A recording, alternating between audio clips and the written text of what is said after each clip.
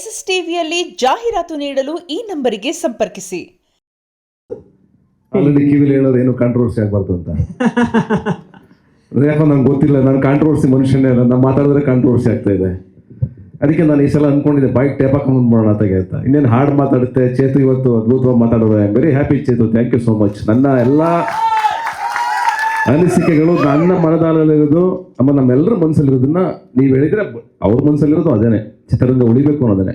ಯಾಕಂದರೆ ಎಷ್ಟೋ ಜನ ಮೀಡಿಯಾ ಸ್ನೇಹಿತರು ನಂಗೆ ಫೋನ್ ಮಾಡಿ ಒಂದು ಕಾಂಟ್ರವರ್ಸಿ ಆದ ತಕ್ಷಣ ನನ್ನ ಜೊತೆ ನಿಂತ್ಕೊಂಡು, ಇಲ್ಲ ಅಣ್ಣ ಹಿಂಗಿದೆ ಹಿಂಗೆ ಆಗಬೇಕು ಅಂತನೋ, ಇಲ್ಲ ಬ್ರದರ್ ಹಿಂಗೆ ಆಗಬೇಕು ಅಂತನೋ, ಆ ಪ್ರೀತಿ ವಿಶ್ವಾಸದಿಂದ ನನ್ನ ಜೊತೆ ನಿಂತಿರೋದು ಖಂಡಿತವಾಗ್ಲೂ ತುಂಬ ಜನ ನನ್ನ ಜೊತೆ ನಿಂತಿದ್ದಾರೆ. ಈ ಸಂದರ್ಭ ನನಗೆ ಎಲ್ರಿಗೂ ಪ್ರೀಶಿಯಸ್, ಬಟ್ ನನಗಿದು ಒಂಥರ ಎಮೋಷ್ನಲ್ ಮೂಮೆಂಟ್ ನನಗೆ.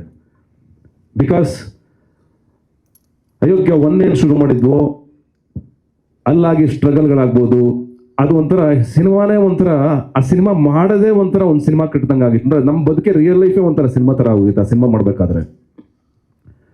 ಅಗೇನ್ ಅಯೋಗ್ಯ 2 ಬಂದಾಗ ನಾನು ಸ್ಪೆಷಲ್ ಥ್ಯಾಂಕ್ಸ್ ಟು ಮುನೇಗೌಡ್ರಿಗೆ ಹೇಳಲೇಬೇಕು. ಬಿಕಾಸ್ ಇಷ್ಟು ದೊಡ್ಡ ಹೊರೆನ ಹೊರೋದು ಮತ್ತು ಇಷ್ಟು ದೊಡ್ಡ ಬಜೆಟ್, ಯಾಕೆಂದರೆ ಇದರಲ್ಲಿ ಏನಂದರೆ ನಿಮಗೆ ಆರ್ಟಿಸ್ಟ್ಗಳು ತುಂಬಿದ್ದಾರೆ. ರವಿಶಂಕರ್ ಆಗ್ಬೋದು, ರಚಿತಾರಾಮ್ ಅವ್ರು ಆಗ್ಬೋದು, ಈ ಕಡೆ ಗಿರಿ, KR ಪೇಟೆ, ಸಾಧು ಕೋಕಿಲ್ ಅವರು, ಇನ್ನೂ ಹೊಸ ಆರ್ಟಿಸ್ಟ್ಗಳು ಎಂಟ್ರಿ ಆಗಿದ್ದಾರೆ ಸ್ಪೆಷಲ್ ಆಗಿ.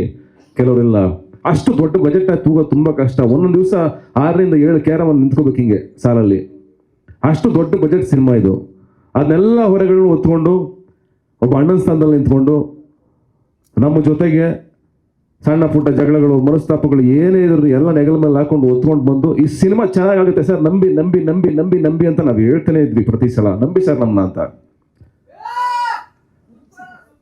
ಆ ನಂಬಿಕೆನ ನಾನು ಒಂದು ದಿವಸ ಇನ್ನ ರೆಕಾರ್ಡಿಂಗ್ ಆಗಿರಲಿಲ್ಲ cinema, dubbing, thank you dubbing, ಅವನೇನು ಪಾಪ ಎಮೋಷನಲ್ ಆಗಿದೆ ನಂತರ, ಇರಲಿ.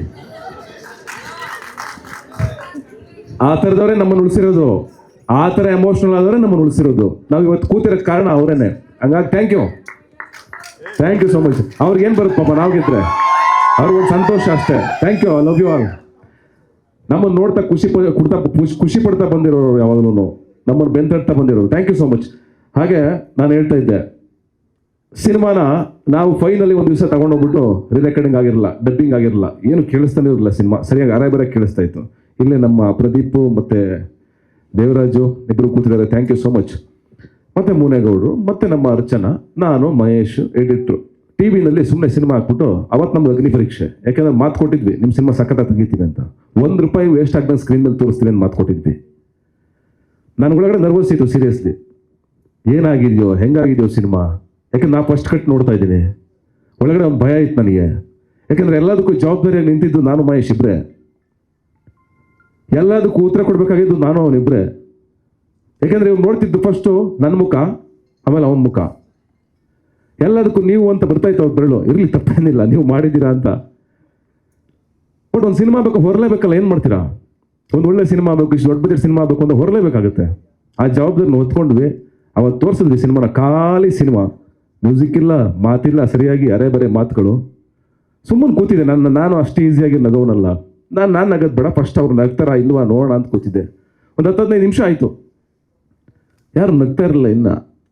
ಇಲ್ಲೋ ಕನೆಕ್ಟ್ ಆಗ್ತಾ ಇಲ್ವ ಸಿನಿಮಾ, ಏನು ಗುರು ಇದು ಓ ಅಂತ ಶುರುವಾಯ್ತು ನನಗೆ. ಫಸ್ಟೆಲ್ಲ ಸೀರಿಯಸ್ ಎಪಿಸೋಡ್ ಬರುತ್ತೆ, ಅದಾದ ಮೇಲೆ ನಾವು ಯಾರೂ ಕಂಟ್ರೋಲ್ ಮಾಡೋಕ್ಕಾಗಲಿಲ್ಲ.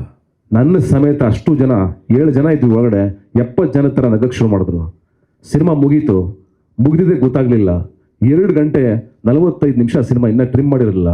ತೋರಿಸಿದ್ವಿ, ಒಂದೇ ಮಾತು ಹೇಳಿದೆ, ನಿಮ್ಮ ನಂಬಿಕೆ, ನಿಮ್ಗೆ ಕೊಟ್ಟ ಹಣ 2 ಸ್ಕ್ರೀನಲ್ಲಿ ಉಳಿಸಿದ್ದೀವಿ ಸರ್. ಅದರಲ್ಲಿ ಏನಾರು ಮೋಸ ಮಾಡಿದರೆ ಜನ ಬಂದು ನಮ್ಗೆ ಹೇಳಿದ್ರೆ ಖಂಡಿತವಾಗ್ಲೂ ನೀವು ಸಾಯೋವರೆಗೂ ನೀವು ಹೇಳ್ದಂಗೆ ಕೇಳ್ತೀವಿ ಅಂತ. ಆ ನಂಬಿಕೆನ ಉಳಿಸ್ಕೊಂಡು ಮುನೇಗೌಡರು 100 ಚಿತ್ರ ಮಾಡುವಂಥ ಆಸೆ ಇಟ್ಕೊಂಡಿರೋರು, ಅವ್ರು ಗೆಲ್ಲಬೇಕು. ಅವ್ರು ಒಂದು ಮಾತು ಹೇಳಿದ್ರು, ಸರ್ 80% ಬರಲಿ ಸಾಕು, ಹಾಕಿರೋ ಬಂಡವಾಳ ಅಲ್ಲ, ಬರೀ 80% ಬರಲಿ ಸಾಕು, ನಾನು ಇನ್ನೂ ಗಾಂಧಿನಗರದಲ್ಲಿ ಮುಂದ್ಕೊಟ್ಟು ಒಂದು 100 ಸಿನಿಮಾ ಮಾಡ್ತೀನಿ ಸರ್ ಅಂತ ಹೇಳಿದ್ರು. ಅಂಥ ನಿರ್ಮಾಪಕರು ಉಳಿಬೇಕು ಅನ್ನೋದೇ ನಮ್ಮ ಆಸೆ. ಹಾಗೆ ಮಹೇಶ ನನ್ನ ಬಗ್ಗೆ ಭಾಳ ಪ್ರೀತಿ ಇಟ್ಕೊಂಡಿರುವಂಥ ಗೆಳೆಯ, ನಮ್ಮ ಮನೆ ಹುಡುಗ ಅಂತ ಹೇಳ್ಬೋದು. ಅಂಡ್ ಈ ಸಿನಿಮಾನ ಅಷ್ಟು ಪ್ರೀತಿಯಿಂದ ಏನಕ್ಕೆ ಆ ಮಾತು ಹೇಳಿದೆ ನಾನು ಅಂದರೆ, SSTV ಸಿನಿಮಾ ಜಗತ್ತಿನ ಕ್ಷಣ ಕ್ಷಣದ ಸುದ್ದಿಯೊಂದಿಗೆ.